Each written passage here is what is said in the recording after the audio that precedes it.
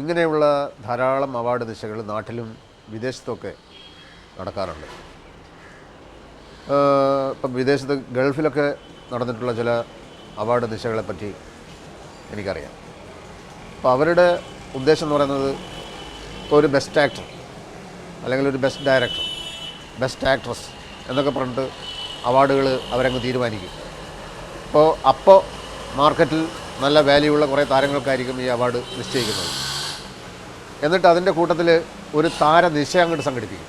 എന്ന് വെച്ചാൽ കുറേ ആൾക്കാരെ എവിടെ നിന്നെങ്കിലും കൊണ്ടുവന്നിട്ട് ഡാൻസ്, പിന്നെ പാട്ട്, അങ്ങനെ ഇതിനൊക്കെ കൂടി ടിക്കറ്റ് വെക്കും. അതിന് നല്ല പണം പിരിക്കും. അങ്ങനെ അവാർഡിന് ഒരു ചെറിയ ചൂണ്ട എന്നുള്ള രീതിയിൽ ചെറിയൊരു തുക തീരുമാനിക്കും.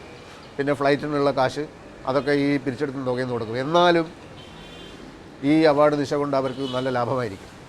അങ്ങനെയുള്ള പല അവാർഡ് പരിപാടികളെക്കുറിച്ചും ഗൾഫിൽ നടന്ന പല സംഗതികളെക്കുറിച്ചും ഞാൻ കേട്ടിട്ടുണ്ട്. ഇപ്പോൾ ബാംഗ്ലൂർ കലാവേദി എന്ന് പറയുന്ന ആളുകൾക്ക് അങ്ങനെയുള്ള യാതൊരുവിധ ഉദ്ദേശങ്ങളും പൈസ ഉണ്ടാക്കലും ഒന്നുമല്ല. അവർ വളരെ നല്ല ആളുകളാണ്. പക്ഷേ എനിക്ക് തോന്നിയിട്ടുള്ള ഈ അവാർഡിനെ പറ്റി തോന്നിയിട്ടുള്ള ഒരു കാര്യം എന്താണെന്ന് വെച്ചാൽ, നമ്മളൊരാൾക്ക് അവാർഡ് കൊടുക്കുമ്പോൾ ഇയാൾക്ക് അവാർഡ് കൊടുക്കാനുള്ള അർഹത നമുക്കുണ്ടോ എന്ന് നമ്മൾ ആലോചിക്കണം. അത് വളരെ പ്രധാനപ്പെട്ട കാര്യമാണ്. മധു സാറ്, നമ്മുടെ പ്രിയപ്പെട്ട നടൻ മധു, അദ്ദേഹം സംവിധാനം ചെയ്ത ചിത്രങ്ങൾ, നിർമ്മിച്ച ചിത്രങ്ങൾ ഒന്നും തന്നെ സംസ്ഥാന അവാർഡ് മത്സരത്തിനോ അല്ലെങ്കിൽ മറ്റേതെങ്കിലും മത്സരങ്ങൾക്കോ ഒന്നും അയക്കാറേയില്ല, പടങ്ങളെ അയക്കാറില്ല. അതിനെപ്പറ്റി ഒരു സുഹൃത്ത് അദ്ദേഹത്തോടൊക്കെ ചോദിച്ചു, എന്തുകൊണ്ടാണ് താങ്കൾ സംസ്ഥാന അവാർഡിന് പോലും താങ്കളുടെ പടങ്ങൾ അയക്കാത്തത്?